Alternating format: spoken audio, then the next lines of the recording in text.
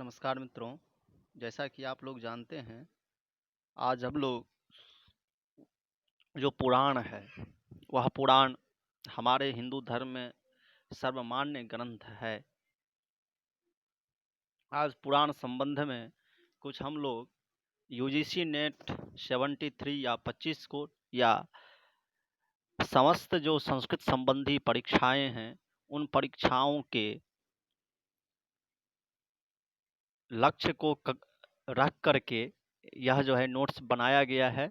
इनमें आपको पुराण संबंधी सामान्य जानकारी इसमें क्या है नहीं है, ये जो पीडीएफ है, नोट्स जो है, इसमें आपको मिलेगा। तो मित्रों, हम चलते हैं, देखते हैं इन नोट में क्या लिखा गया है। यह पुराण धर्म संबंधी आख्यान ग्रंथ है। आख्यान किसको कहा जाता है? तो जिनमें कुछ कथा हो, तो यह धर्म संबंधी आख्यान है, अर्थात धर्म संबंधी कथा का यह एक ग्रंथ है। ग्रंथ मतलब पुस्तक है। ऐसा मतलब जो प्राचीन ग्रंथ होते हैं उनको हम, जो प्राचीन पुस्तक होता है उसको हम ग्रंथ कहते हैं, ऐसा शास्त्रकारों ने कहे हैं। जिनमें ऋषियों राजाओं के वृत्तांत आदि है। ये बहुत समय बाद के ग्रंथ हैं जो स्मृति वैदिक काल के विभाग में आते हैं। भारतीय जीवन धारा में जिन ग्रंथों का महत्वपूर्ण स्थान है, उनमें पुराण प्राचीन ग्रंथों के रूप में बहुत महत्वपूर्ण माने जाते हैं। 18 पुराणों में अलग अलग देवी देवताओं को केंद्र मानकर पाप पुण्य, धर्म और अधर्म, कर्म और अकर्म की गाथाएं कही गई है। कुछ पुराणों में सृष्टि के आरंभ से अंत तक का विवरण दिया गया है। पुराण शब्द का शाब्दिक अर्थ है प्राचीन या पुराना। पुराण शब्द का शाब्दिक अर्थ क्या है? प्राचीन या पुराना। पुराणों की रचना मुख्यतः संस्कृत में हुई है, किंतु कुछ पुराण क्षेत्रीय भाषाओं में भी रचे गए हैं। हिंदू और जैन दोनों ही धर्मों के वाङ्मय में पुराण मिलते हैं। ब्रह्मांड विद्या पुराणों में वर्णित हैं, विषयों की कोई सीमा नहीं है। इसमें देवी देवताओं, राजाओं, नायकों, ऋषियों, मुनियों की वंशावली, लोक कथाएं, तीर्थयात्रा, मंदिर चिकित्सा, खगोल शास्त्र, व्याकरण, खनिज विज्ञान, हास्य, प्रेम कथाओं के साथ साथ धर्मशास्त्र और दर्शन का भी वर्णन है। पुराणों की विषय वस्तु में बहुत अधिक असमानता है। इतना ही नहीं, एक ही पुराण के कोई पांडुलिपियां प्राप्त हुई हैं जो परस्पर भिन्न भिन्न है। हिंदू पुराणों के रचनाकार अज्ञात हैं। ऐसा लगता है कि रचनाकारों ने कई शताब्दियों में इनकी रचना की है। इसके विपरीत जैन पुराण हैं। देखिए मित्रों, यहाँ पर कहा गया रचनाकार अज्ञात हैं, लेकिन ऐसा नहीं है। हमारे सनातन धर्म में जो है पुराणों के रचनाकार वेद व्यास जी को माना जाता है। यहाँ पर जो लिखा गया है, यह एक किसी जो है संप्रदाय से आकर्षित होकर के लिखे होंगे जो अज्ञात है, लेकिन ऐसा नहीं है। उसमें स्पष्ट लिखा हुआ है वेद व्यासेन कीर्तितम, अर्थात वेद व्यास जी के द्वारा यह जो है अष्टादश पुराण लिखा गया है। जैसा कि आप एक श्लोक भी पढ़ते होंगे, अष्टादश पुराणेषु व्यासस्य वचनंद्वयम् परोपकाराय पुण्याय पापाय परिपीडनम। तो ऐसा इस श्लोक से भी प्रमाणित होता है जो वेद व्यास जी ने ही यह पुराण लिखे हैं। जैन पुराणों का रचनाकाल और रचनाकारों के नाम बताए जा सकते हैं। कर्मकांड वेद से ज्ञान उपनिषद की ओर आते हुए भारतीय मानस में पुराणों के माध्यम से भक्ति की अविरल धारा प्रवाहित हुई है। विकास की इस प्रक्रिया में बहुदेववाद, निर्गुण ब्रह्म की स्वरूपात्मक व्याख्या धीरे धीरे मानस अवतारवाद या सगुण की ओर प्रेरित हुआ। पुराणों में वैदिक काल से चले आते हुए सृष्टि आदि संबंधी विचारों, प्राचीन राजाओं और ऋषियों के परंपरागत वृत्तांतों तथा कहानियों आदि के संग्रह के साथ साथ कल्पित कथाओं की विचित्रता और रोचक वर्णनों द्वारा सांप्रदायिक या साधारण उपदेश भी मिलते हैं। पुराणों में विष्णु, वायु, मत्स्य और भागवत में ऐतिहासिक वृत्त, राजाओं के वंशावली आदि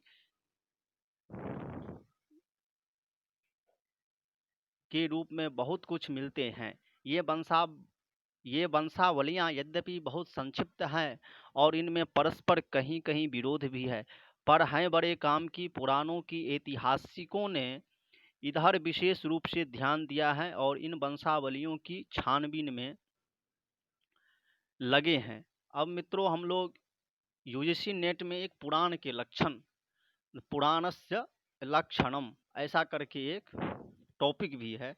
तो यहाँ पर पुराण के लक्षण देखिए, यहाँ पर पुराण का लक्षण क्या है। सबसे पहले कह रहे हैं भैया, पुराण जो शब्द है उस पुराण शब्द का क्या अर्थ है। तो पुराण का शाब्दिक अर्थ है प्राचीन आख्यान या पुरानी कथा। पुरा शब्द का अर्थ है अनागत एवं अतीत। अन शब्द का अर्थ है कहना या बतलाना। रघुवंश में पुराण शब्द का अर्थ है पुराण पत्रापगा मागन्नतराम। रघुवंश में क्या पुराण शब्द का दिए हैं अर्थ, तो करें पुराण पत्रापगमागन्नतरम।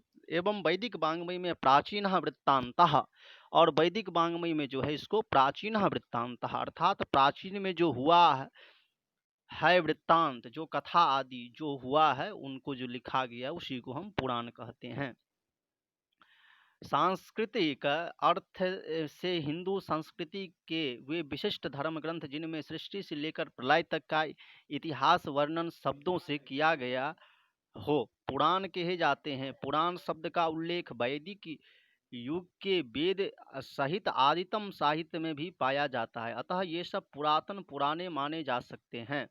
अथर्ववेद के अनुसार ऋचः सामानि छंदांसी पुराणम यजुषासः।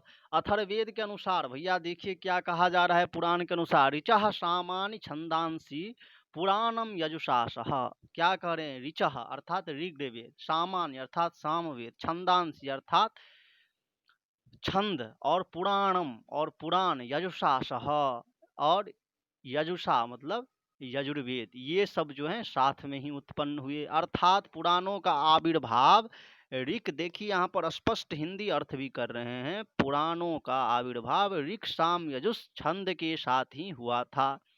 और जो ऋग्वेद का ब्राह्मण ग्रंथ है उनका नाम है शतपथ ब्राह्मण। उस ब्राह्मण में 14वें कांड में ये कहा गया है पुराण वाङ्मय को वेद ही कहा गया, अर्थात पुराण को वेद ही कहा गया है। वैसे भी आप लोगों को एक पंक्ति याद होगा, पुराणम पंचमम वेदानाम वेदम। यह पुराण जो है पांचवा वेद है और वेदों का भी यह वेद है, अर्थात सबसे प्रामाणिक ग्रंथ इसे कहा गया है। यह पंक्ति जो है इतिहास पुराणानाम पंचमम वेदानाम वेदः, यह छांदोग्योपनिषदि में मिलता है। तो उपनिषद जो है वह प्रामाणिक ग्रंथ है, उसमें यदि कहा गया है तो ऐसा होगा भी। बृहदारण्यकोपनिषद तथा महाभारत में कहा गया है कि इतिहास पुराण्याभ्याम वेदार्थम उपबृंहयेत। कहते हैं भैया बृहदारण्यकोपनिषद जो सबसे बड़ा उपनिषद है उनका नाम क्या है, तो बृहदारण्यकोपनिषद। यह किनका उपनिषद है, तो यह शुक्ल यजुर्वेद का उपनिषद है बृहदारण्यकोपनिषद। और महाभारत में भी कहा गया है, बृहदारण्यकोपनिषद और महाभारत में कहा गया है इतिहास पुराणाभ्याम वेदार्थम उपबृंहयेत। भैया यदि आप वेद पढ़ना चाहते हैं तो केवल आप जो हैं वेद पढ़ के उनका अर्थ नहीं समझ सकते हैं। वेद पढ़ने के लिए आपको इतिहास और पुराण यदि अच्छे से समझे रहेंगे तब वेद जो है का अर्थ आप सम्यक प्रकार से भली भांति पूर्वक समझ पाएंगे, ऐसा इनका कहने का तात्पर्य है। अर्थात वेद का अर्थ विस्तार पुराण के द्वारा करना चाहिए। इनसे यह स्पष्ट है कि वैदिक काल में पुराण तथा इतिहास का समान स्तर रखा गया है। अमरकोश आदि प्राचीन कोशों में पुराण के 5 लक्षण माने गए हैं। कौन कौन से, तो पहला करें सर्ग। सर्ग अर्थात सृष्टि, प्रतिसर्ग, प्रलय, पुनर्जन्म, वंश, देवता, ऋषि की सूचियां, मनवंतर 14 मनु काल के, और वंशानुचरित, सूर्य चंद्रादि वंशीय चरित। अब कह रहे हैं भैया यह जो लक्षण है मतलब पुराण का लक्षण आपके समक्ष प्रस्तुत किया जा रहा है। यह पुराण का लक्षण जो है विष्णु पुराण में मिलता है और श्रीमद् देवी भागवत पुराण जो है वहाँ भी यह पुराण का लक्षण मिलता है। तो देखिए क्या है, सर्गश्च प्रतिसर्गश्च वंशो मन्वन्तराणि च वंशानुचरितं चैव पुराणं पंचलक्षणं। सर्गश्च प्रतिसर्गश्च वंशो मन्वन्तराणि च वंशानुचरितं चैव पुराणं पंचलक्षणम। देखिए यहाँ पर सर्ग शब्द का प्रयोग आया हुआ है। सर्ग किसको कहते हैं, तो कह रहा है सर्गः सर्ग जो है पंच महाभूत, इंद्रिय गण, बुद्धि आदि तत्वों की उत्पत्ति का वर्णन। जहाँ पर पंच महाभूत, इंद्रिय गण, बुद्धि आदि तत्वों की उत्पत्ति का वर्णन हो उसे हम सर्ग कहते हैं। प्रतिसर्ग ब्रह्मादि स्थावरांत संपूर्ण चराचर जगत के निर्माण का वर्णन। जहाँ पे ब्रह्मादि स्थावरांत से लेकर संपूर्ण चराचर जगत के निर्माण का वर्णन है उसे प्रतिसर्ग कहते हैं। अब कहते हैं भैया वंश किसको कहते हैं, तो सूर्य चंद्रादि वंशों का वर्णन। वंश जो है जहाँ पर सूर्य चंद्रादि वंशों का वर्णन हो उसे ही जो है हम वंश कहते हैं। मन्वंतर, मनवंतर मनु, मनुपुत्र, देव, सप्तर्षि, इंद्र और भगवान के अवतारों का वर्णन। मनवंतर में मनु, मनुपुत्र, देव, सप्तर्षि, इंद्र और भगवान के अवतारों का वर्णन है। वंशानुचरित, वंशानुचरित क्या है, तो प्रति वंश के प्रसिद्ध पुरुषों का वर्णन माना जाता है कि सृष्टि के रचनाकर्ता ब्रह्मा जी ने सर्वप्रथम जिस प्राचीनतम धर्म ग्रंथ की रचना की उसे पुराण के नाम से जाना जाता है। वंशानुचरित अर्थात प्रति वंश के प्रसिद्ध पुरुषों का वर्णन माना जाता है कि सृष्टि के रचनाकर्ता ब्रह्मा जी ने सर्वप्रथम जिस प्राचीनतम धर्म ग्रंथ की रचना की उसे पुराण के नाम से जाना जाता है। अब प्राचीन से पुराण देवताओं, ऋषियों, मनुष्यों सभी का मार्गदर्शन करते रहे। पुराण मनुष्य को धर्म एवं नीति के अनुसार जीवन व्यतीत करने की शिक्षा देते हैं। पुराण मनुष्य के कर्मों का विश्लेषण कर उन्हें दुष्कर्म करने से रोकते हैं। पुराण वस्तुतः वेदों का विस्तार, वेद बहुत ही जटिल तथा शुष्क भाषा शैली में लिखे गए हैं। वेद व्यास जी ने पुराणों की रचना और पुनर्रचना की। कहा जाता है पुराणात पुराना, जिसका अर्थ है जो वेदों का पूरक हो, अर्थात पुराण जो वेदों की टीका है, जो वेदों की जटिल भाषा में कही गई बातों को पुराण में सरल भाषा में समझाया गया है। पुराण साहित्य में अवतारवाद को प्रतिष्ठित किया गया है। निर्गुण निराकार की सत्ता को मानते हुए सगुण साकार की उपासना करना इन ग्रंथों का विषय है। पुराण में अलग अलग देवी देवताओं को केंद्र में रखकर पाप पुण्य, धर्म अधर्म, कर्म अकर्म की कहानियां हैं। प्रेम, भक्ति, त्याग, सेवा, सहनशीलता ऐसे मानवीय गुण जिनके अभाव में उन्नत समाज की कल्पना नहीं की जा सकती। पुराण में देव देवताओं के अनेक स्वरूपों को लेकर एक विस्तृत विवरण मिलता है। पुराणों में सत्य की प्रतिष्ठा के अतिरिक्त दुष्कर्म का विस्तृत चित्रण पुराणों ने किया है। पुराणों ने देवताओं की दुष्प्रवृत्तियों का व्यापक विवरण दिया है, लेकिन मूल उद्देश्य सद्भावना का विकास, सत्य की प्रतिष्ठा ही है, सत्य की ही प्रतिष्ठा है। अब केवल 5 पुराणों मत्स्य, वायु, विष्णु, ब्रह्मांड एवं भागवत ही राजाओं की वंशावली पाई जाती है।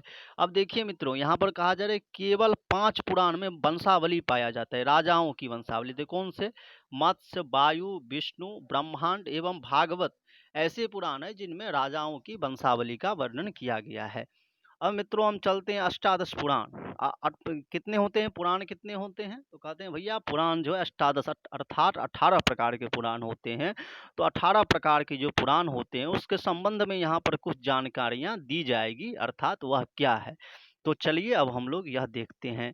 तो कह रहे हैं भैया यहाँ जो है पुराणों की संख्या प्राचीन काल में 18 मानी गई है।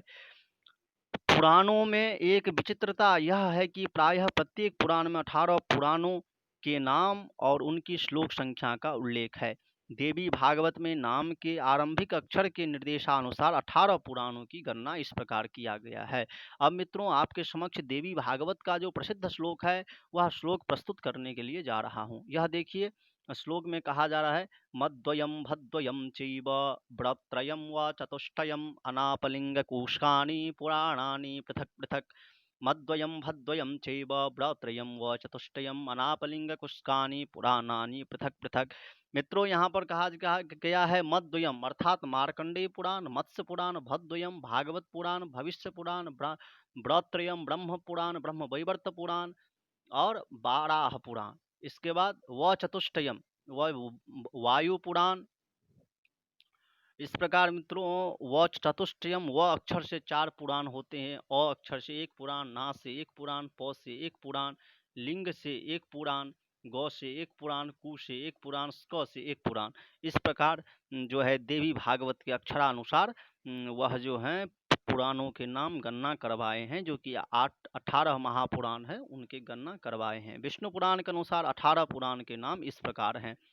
ब्रह्म पद्म विष्णु शैव वायु भागवत नारद मार्कंडेय अग्नि भविष्य ब्रह्म वैवर्त लिंग वाराह स्कंद वामन कूर्म मत्स्य गरुड़ और ब्रह्मांड क्रम पूर्वक नाम गणना के उपरांत श्री विष्णु पुराण में इनके लिए स्पष्टतः महापुराण शब्द का भी प्रयोग किया गया है।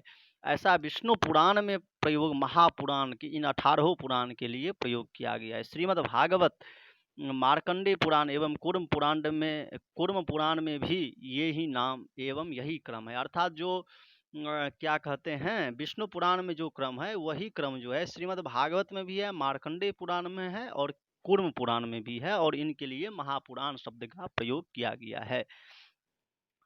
अन्य पुराणों में भी शैव और वायु का भेद छोड़कर नाम प्रायः सब जगह समान है। श्लोक संख्या में कहीं कहीं कुछ भिन्न है। नारद पुराण, मत्स्य पुराण और देवी भागवत में शिव पुराण के स्थान में वायु पुराण का नाम है। देवी भागवत में क्या है, शिव पुराण के स्थान पर वायु पुराण का नाम है। अर्थात वायु पुराण जो है शिव पुराण ही वायु पुराण को माना जाता है, ऐसा जो है प्रायः कहा जाता है। और देवी भागवत में इसका प्रमाण जो है शिव पुराण के स्थान पर वायु पुराण का नाम गणना करवा दिया गया है। भागवत के नाम से आजकल 2 पुराण मिलते हैं, एक श्रीमद् भागवत, दूसरा देवी भागवत। इन दोनों में कौन वास्तव में महापुराण है, इस पर बहुत ही गहरा विवाद है। नारद पुराण में अभी 18 पुराण के नाम निर्देशित के अतिरिक्त उन सब की विषय सूची भी दी गई, जो पुराणों के स्वरूप निर्देश की दृष्टि से अत्यधिक महत्वपूर्ण है। तो मित्रों, इसमें जो है यहाँ तक कहा गया। अब आगे की जो है हमारे पास बहुत सारे पुराण के संबंध में हैं, तो आप देखते रहिए। और चैनल को यदि अच्छा लगे तो सब्सक्राइब कीजिएगा, यदि अच्छा नहीं लगे तो डिसलाइक पक्का कीजिएगा, और यदि अच्छा लगे तो कमेंट शेयर भी कर दीजिएगा। नमो नमः, धन्यवाद।